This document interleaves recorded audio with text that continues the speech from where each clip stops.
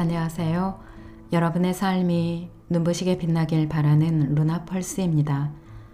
오늘 소개해 드릴 책은 플라톤부터 마이클 샌델까지 2500년 철학 명저 50권을 한 권에 볼 수 있는 책입니다.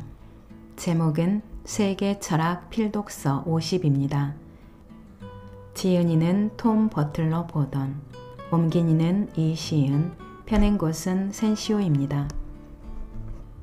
이 책은 출판사에서 구독자님들을 위해 10권을 협찬해 주셨습니다.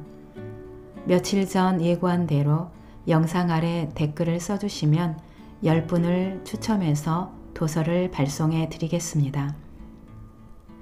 세계 철학 필독서 50은 철학사 2500년에서 엄선한 50명의 철학자의 저서를 한눈에 보기 쉽게 요점을 정리한 책인데요. 한 권으로 철학사 전체의 개념을 이해할 수 있을 뿐만 아니라 철학자들의 개괄적인 철학을 훑어보며 다시금 사유할 수 있는 도서라고 생각합니다. 특히 입문적 지식을 원하는 구독자분들에게 철학을 처음 시작하는 개론서 혹은 입문서로 마땅하지 않을까 싶습니다.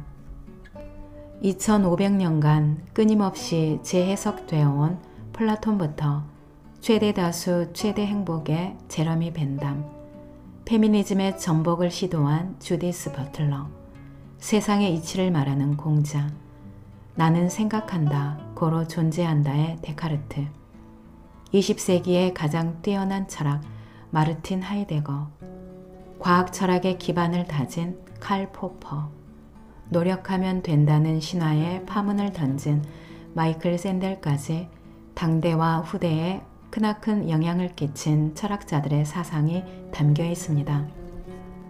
그럼 책의 내용 중에서 일부 소개해 드리겠습니다. 오늘도 책과 함께 편안한 시간 되시기 바랍니다. 철학, 세상을 새롭게 보게 하는 힘. 철학은 인간의 활동 중에서 가장 숭고하면서도 가장 사소한 것이다. 가장 작은 틈새에서 작용하면서도 가장 넓은 전망을 열어젖힌다. 철학은 흔히 하는 말로 밥을 먹여주지는 못하지만 우리의 영혼에 용기를 불어넣는다. 철학의 태도, 그 의심과 도전, 궤변과 변증법이 일반인에게는 종종 불쾌해 보일 수 있어도 철학이 전 세계의 관점에 두루 비추는 그 환한 빛 없이는 어느 누구도 살아갈 수 없다. 윌리엄 제임스의 실용주의 중에서. 철학이란 그리스어로 사랑과 지혜가 합쳐진 말이다. 철학은 학문의 한 분야인 동시에 개인적인 가치관으로서 만물의 진실에 도달하기 위해 더 나은 방식으로 생각하고 존재하고 이해하려는 열망을 일컫는다. 철학에는 다양한 갈래가 있지만 철학의 가장 두드러진 특징은 우리가 실제 무엇을 알 수 있는가에 초점을 맞춘다는 점일 것이다. 극단성과 불확실성이 점점 커져가는 이 시대에 우리가 과연 무엇을 알 수 있는가 하는 질문은 그 진가를 발휘한다.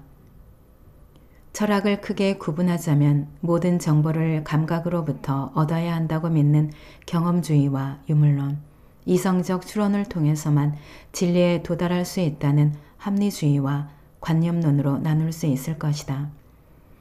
이 책의 목적은 누가 옳은가를 판단하는 것이 아니라 이런 사상과 이론의 일부를 제시해 독자들이 스스로 판단할 수 있도록 도움을 주는 데 있다.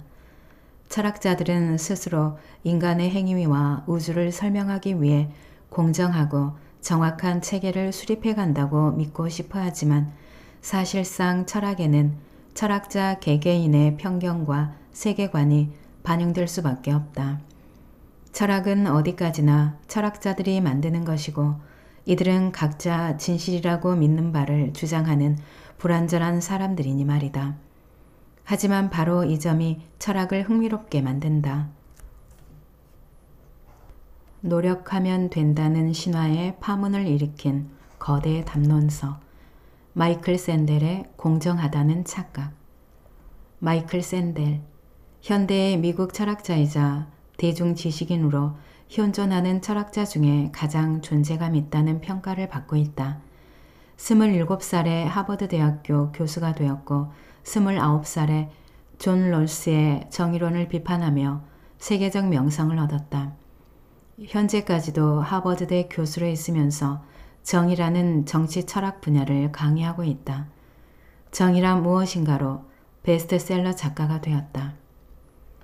2020년에 출간된 공정하다는 착각은 능력주의에 대한 마이클 샌델의 비판적 시각을 담아낸 책으로 출간 즉시 베스트셀러가 되면서 그의 명성을 다시 한번 입증했다. 이 책에서 그는 흔히 아메리칸 드림으로 대표되던 노력하면 된다는 신화에 대해 과연 그런지 의문을 제기하며 능력주의가 우리 사회에 가져온 부정적 영향을 설득력 있게 펼쳐놓는다.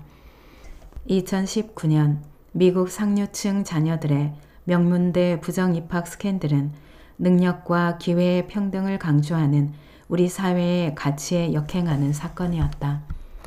대학 입학은 오로지 똑똑함과 성적에 따라 이루어져야 하며 특권층을 위한 뒷문 따위는 없어야 했다.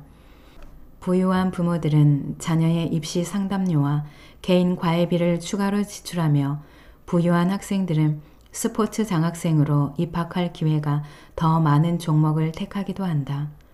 전통적으로 명문대 입학은 물질적 안정과 높은 사회적 지위를 얻는 보증수표로 여겨졌기에 명문대 입학을 둘러싼 치열한 입시 경쟁은 이해가 된다. 그런데 2019년에 대입 스캔들에 연루된 부모들은 이미 부유층이거나 유명인이었다. 그렇다면 단지 경제적 사회적 필요성 때문에 그럴 리는 없었을 것이다. 대체 무슨 이유로 그랬던 걸까? 이를 두고 샌델은 다음과 같이 지적했다. 불공정한 사회에서 정상에 오른 사람들은 자신의 성공이 도덕적으로 정당하다고 믿고 싶어 한다. 즉, 돈이 많아서 고위직에 오르는 것은 부끄러운 일이지만 자기 능력으로 고위직에 오르는 것은 영광스러운 일이라는 것이다. 하지만 우리가 익히 아는 것처럼 운동장은 이미 기울어져 있다. 행운을 거머쥔 승자들은 그걸로는 모자라 이미 스스로의 성취까지 탐내고 있다. 그러면서 나는 노력하니 됐는데 너는 왜 못하냐며 시작의 기회조차 가지지 못한 패자들을 노력 부족이란 이유로 손가락질한다. 이러한 상황에서 과연 공정한 평등의 기회란 있는 것일까? 공정하다는 착각은 바로 이런 문제를 다루며 현 시대를 사는 우리에게 공정함과 정의의 의미를 다시 일깨운다. 왜 능력주의가 문제인가? 능력주의란 용어는 놀랍게도 1950년대에 영국의 사회학자 마이클 영이 처음 만든 것이다. 그가 능력주의를 지필하던 당시 영국 사회는 급변하고 있었다. 오래된 계급체계가 흔들리면서 노동자 계급이 더 많은 사회적 상승의 기회를 얻었던 것이다. 하지만 영은 2033년에 예상되는 미래의 관점에서 능력주의의 어두운 면을 지적했다. 능력주의 사회에서는 사회적 지위가 낮은 사람이 개인적으로 실패한 사람이라는 인상을 심어준다는 것이다. 계급사회에서는 자신의 유능함을 아는 사람들이 사회적으로 출세하지 못해도 체념할 수 있었다. 어차피 가장 좋은 자리는 대대로 상류 계급에 세습되었기 때문이다. 그러나 새로운 능력주의 사회에서는 누구나 성공할 기회가 있는데도 성공하지 못한 사람들이 자괴감을 떨쳐내기 힘들 것이다. 영은 능력주의 사회에서 오히려 불평등이 증가할 것으로 예견했다. 고학력과 고위직의 사람들은 그렇지 않은 사람들에게 강한 편견을 갖고 굳이 그들과 어울리려 하지 않을 것이다. 이런 능력주의적인 오만은 저학력자들이 느끼는 사회적 낙인과 대조를 이룬다. 영은 이런 사람들이 뒤섞여 살면 일촉즉발의 상태가 된다고 우려하며 2034년에 포퓰리스트 반란이 일어날 것으로 내다봤다. 그러나 샌델은 이 예상보다 18년 앞선 2016년에 이미 트럼프 당선, 영국의 브렉시트, 마린 르펜 같은 포퓰리스트의 등장으로 반란이 시작되었다고 지적한다. 힐러리 클린턴은 교육 수준이 낮은 백인의 트럼프 지지자들을 향해 개탄스러운 사람들이라 일축하기도 했다. 샌델은 능력주의에 기초한 사회에 대해 두 가지 중요한 질문을 던진다. 1. 어떤 사람들이 다른 사람들보다 더 많은 능력을 가지고 태어나는 출생의 복권을 고려할 때 완벽한 능력주의가 정말 공정하거나 타당할까? 설령 공정하다고 해도 그것이 과연 좋은 사회일까? 똑똑하고 성공하고 자수성가한 일부 사람들이 나머지 대다수 사람들을 무시하는 상황에서 능력주의가 어떻게 인류 전체의 번영으로 이어질지 상상하기가 힘들다. 공동선에 대한 모든 고민이 완전히 폐기될 것이다. 사회적 상승에 관한 수사학은 오늘날 정치인들이 즐겨 쓰는 무기 중 하나이다. 버락 오바마는 사람들이 각자의 재능이 이끄는 데까지 나아갈 수 있게 해주는 미국에 대해 끊임없이 이야기했다. 그러나 이 점을 지나치게 강조함으로써 우리는 시민권과 봉사 같은 좋은 사회의 다른 오래된 특성을 잊게 되었다. 누군가 명문대에 입학하면 다 혼자서 해낸 일이라고 생각하기 쉽다. 실제로는 많은 도움의 손길이 있었기 때문에 가능했을 텐데 말이다. 누군가 명문대에 입학하면 다 혼자서 해낸 일이라고 생각하기 쉽다. 실제로는 많은 도움의 손길이 있었기 때문에 가능했을 텐데도 말이다. 반대로 누군가 대학에 떨어지면 모든 책임이 자기한테 있다고 책망한다. 어느 쪽이든 학생들은 자신의 노력만 지나치게 강조하고 환경적 요인은 충분히 고려하지 않은 것이다. 이런 사고방식은 시민적 감수성에 유해하다고 샌델은 말한다. 우리가 스스로를 자수성가한 사람 또는 자기 충족적인 사람으로 볼수록 고마움과 겸손을 배우기가 더 어려워지기 때문이다. 고마움과 겸손이 부족해질수록 우리는 우리를 키워준 사회와 환경에 감사하지 않는 경향이 있다. 또 공동선에 대해서도 관심이 줄어든다. 세계 각국은 이제 GDP와 공동선을 동일하게 본다. 개개인의 가치는 그 사람이 생산할 수 있는 재화와 서비스의 가치에 기초한다. 그러나 시장 자본주의는 사회 구성원 모두가 힘을 합쳤던 전후시대처럼 공공재를 제공하는 데 실패했다. 이제 경제활동은 누가 가장 많은 이득을 뽑아냈는지 겨루는 경쟁에 가까워졌다. 그렇기 때문에 도덕적, 정치적 판단을 시장에 내맡겨서는 안 된다고 샌델은 강조한다. 그랬다가는 필연적으로 포퓰리즘, 근본주의, 민족주의가 세상을 지배할 것이기 때문이다. 인간의 자연스러운 욕망을 추구하는 미래 철학의 서곡, 프리드리히 니체의 선악의 저편. 프리드리히 니체, 19세기 독일의 문헌학자이자 철학자로 서양 철학의 전통을 깨고 새로운 가치를 세우려 했기 때문에 망치를 든 철학자라고 불린다. 대표적인 명제가 신은 죽었다로 영원 불변한 실제나 절대적 가치 같은 형이상학적 세계를 부정하고 현실에서의 삶을 중요하게 여겼다. 여기서 아모르 파티란 말이 유래되었으며 실존주의와 포스트 모더니즘에 매우 큰 영향을 끼쳤다. 선악의 저편은 1886년에 출간된 책으로 프리드리히 니체가 1881년부터 1886년까지 기록했던 아이디어 노트를 중심으로 기술되어 있다.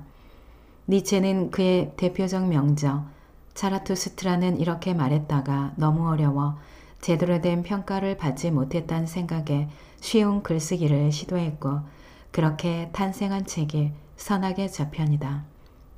미래 철학의 소곡이라는 부제가 붙어 있으며 부제에서 의미하는 대로 근본적인 진리 추구라는 전통적 철학의 명제를 뒤엎는 시도가 가득했다.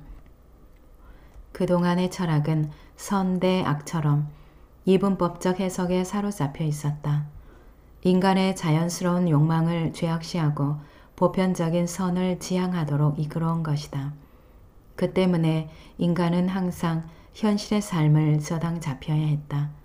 하지만 니체에 의하면 선과 악은 인간이 만들어낸 것으로 도덕적인 현상이란 따로 존재하지 않으며 현상에 관한 도덕적인 해석만 있을 뿐이다. 그렇다면 삶을 위한 도덕이란 없는 것일까? 있다면 과연 무엇일까? 니체에게 있어 그것은 바로 힘을 발산하는 것, 즉 힘의 의지였다. 사회를 이루며 사는 우리는 저마다 가치 판단이 다르며 이로 인해 다투게 된다. 그러다 보면 나의 가치를 남들의 가치보다 더 위에 올려두고자 더 큰 힘을 갖고자 한다. 이러한 의지의 싸움이 새로운 세계를 불러오며 더 높은 것을 추구하기 위해서는 모든 도덕적 관습과 사고방식에서 벗어난 초인이 될 필요가 있었다. 그런 것들은 나의 가치가 아닌 타인의 가치이므로 언제든 파괴될 수 있어야 했기 때문이다. 따라서 니체에게 있어 이기심, 탐욕, 기만, 가식은 절대 나쁜 것만은 아니었다. 또한 전통적인 선악 구도에서 고통과 고난은 악으로 간주되어 없어져야 할 것으로 여겨졌다. 그것이 곧 선이었다. 하지만 니체는 고통과 고난도 우리 삶에 필요한 것으로 보았다.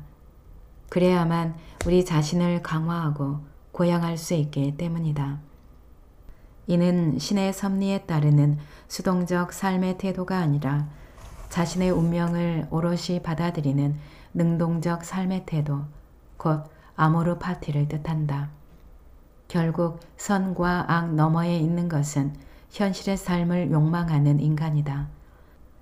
이러한 파격적인 주장 때문에 니체는 살아있을 때 학계로부터 배척을 받았지만 그가 남긴 주장은 후대에 큰 영향력을 미쳐 프로이트, 토마스만, 하이데거, 사르트르, 푸코 등 많은 학자에게 영향을 미쳤다. 철학자들은 확실한 것이 불확실한 것보다 가치가 높고 가설은 진리보다 가치가 떨어진다고 믿지만 니체가 볼 때 그런 가치 평가는 피상적이고 자아의식에나 필요하며 자신의 생존을 확인하고픈 욕구의 일환일 뿐이다. 우리가 실제를 이해하기 위해 논리적인 허상을 만들고 싶어 한다는 것이다. 니체는 나아가 대부분의 사람들이 의식적 사고라고 여기는 것도 실은 우리의 본능에 불과하다고 주장한다. 우리는 스스로 믿는 것보다 훨씬 더 적게 생각한다는 뜻이다. 철학자들 역시 예외가 아니다. 그들은 냉정하고 객관적인 논리체계를 창안해내는 독립적인 정신임을 자처하지만 대부분의 시간에는 그저 본래의 자신 그대로를 분출하며 살아간다. 그들은 진리를 짜내는 기계가 아니라 편견의 옹호자다. 예를 들어 칸트는 도덕근자 같은 정엄 명령을 전하기 위해 과학적인 철학자의 탈을 썼지만 니체가 보기에는 세상에 널린 고리타분한 도덕가와 윤리 설교자들 중 하나일 뿐이다. 또 스피노자는 자신의 철학을 좀 더 과학적으로 치장하기 위해 불필요하게 복잡한 수학적 형식을 차용했다고 니체는 평가한다.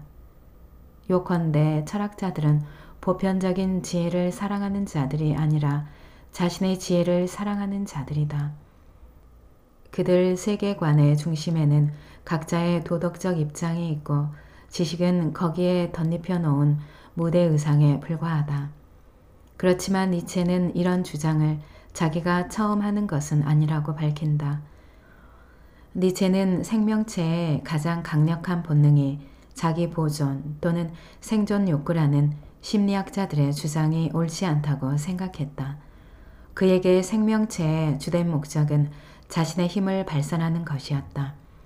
이것이 니체의 그 유명한 힘의 의지이다.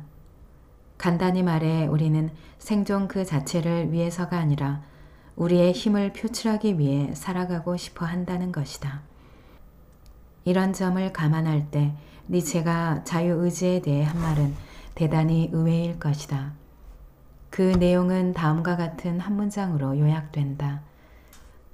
나는 하나의 사상은 그 사상이 원할 때 오는 것이지 내가 원할 때 오는 것이 아니라는 사소하고 간단한 사실을 줄기차게 강조할 것이다.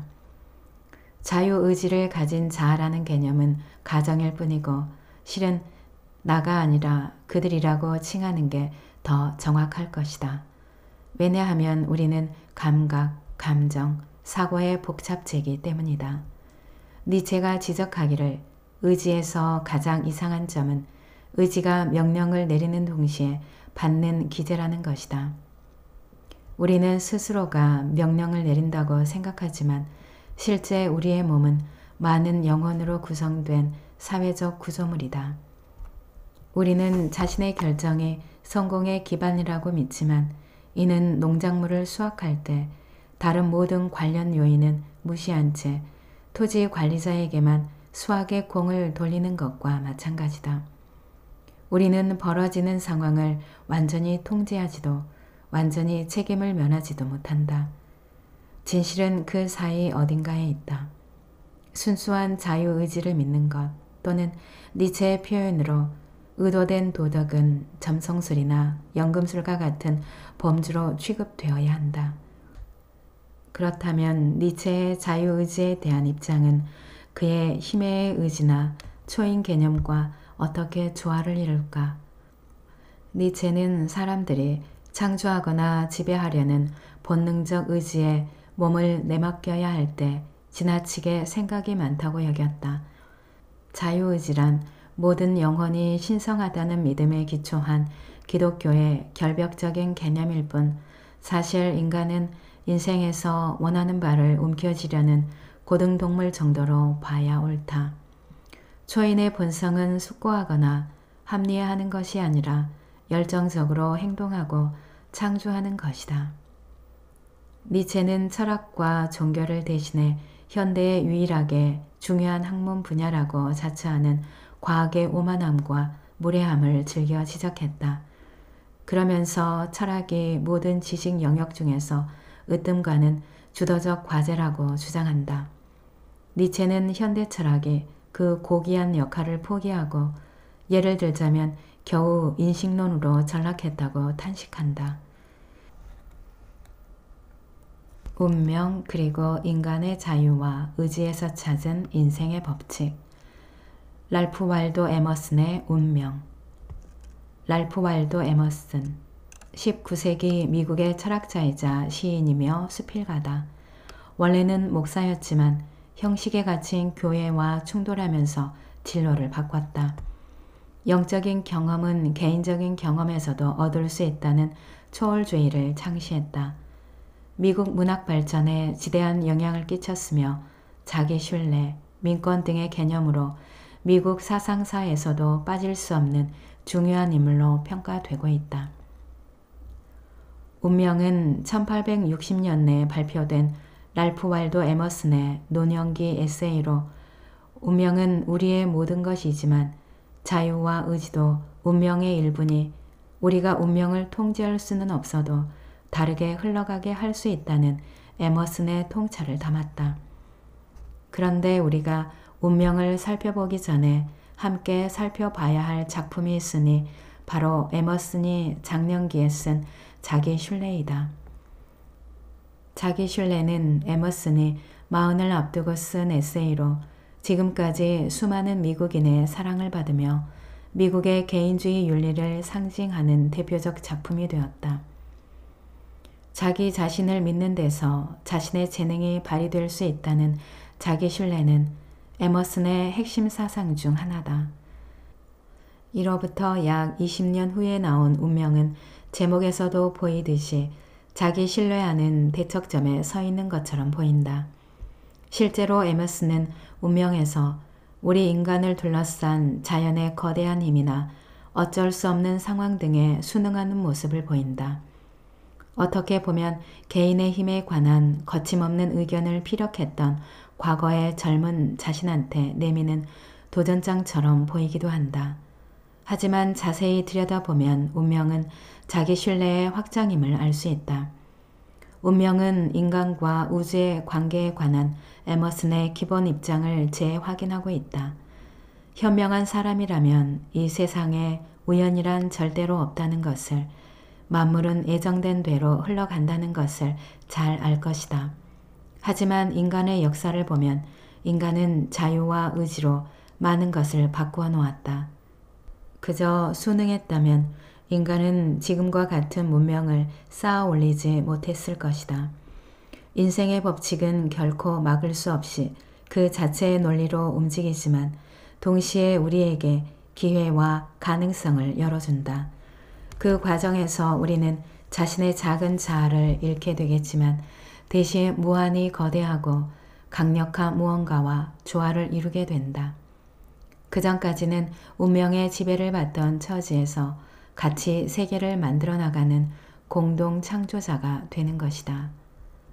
에머슨은 인생에 거스를 수 없는 천명이 존재하며 실제로 운명에 있다고 시인하며 말문을 연다. 그러면서도 개인의 뜻과 성격의 힘 역시 실제하는 힘이라고 단언한다. 그렇다면 이 상반되는 듯 보이는 힘을 어떻게 화해시킬 것인가? 개인적인 차원에서 우리들 대부분은 우리의 개성이 세계와 균형을 이루고 우리가 그럭저럭 필연과 자유의 간극을 넘나들며 거스를 수 없는 천명이 존재하기도 해도 그런 천명에는 다 이유가 있다고 느낀다. 개인적인 차원에서 우리들 대부분은 우리의 개성이 세계와 균형을 이루고 우리가 그럭저럭 필연과 자유의 간극을 넘나들며 거스를 수 없는 천명이 존재하기는 해도 그런 천명에는 다 이유가 있다고 느낀다. 우리의 삶은 본질적으로 자신이 살고 있는 시대의 정신과 한계 내에서 몸소 의지를 발휘하는 것이다. 에머슨은 시대의 수수께끼는 한 사람 한 사람의 힘으로 스스로 해결해야 한다고 말한다.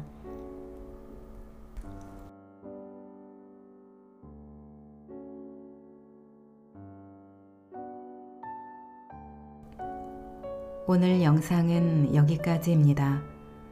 여러분의 구독과 좋아요, 알림 설정은 저에게 큰 힘이 되는 거 아시죠? 오늘도 끝까지 들어주셔서 감사합니다.